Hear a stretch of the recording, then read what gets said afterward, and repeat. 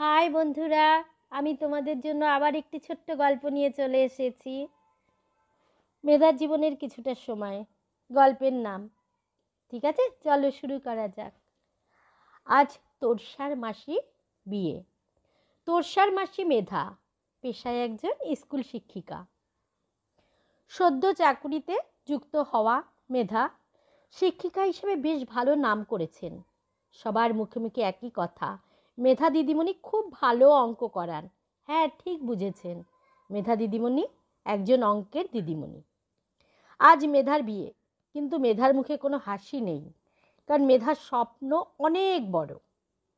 এই বিয়ে করার কোনো ইচ্ছাই তার ছিল না, কিন্তু ওই যে বাবা মায়ের মন রক্ষা করা, এটার জন্যই, তাই তাদের খুশি করার কারণে এই বিয়েতে সম্মতি। তার উপরে ছেলে বিদেশে থাকে। এবার হয়তো সকলেই বুঝতে পারছেন মেধার সমস্যা কোথায়। এদিকে বিদেশে থাকা স্বামী, অন্যদিকে হাজার হাজার ছাত্রছাত্রী ভবিষ্যৎ মেধার হাতে। সমাজ সচেতন মেধা কোন পথে আলো জ্বালাবে?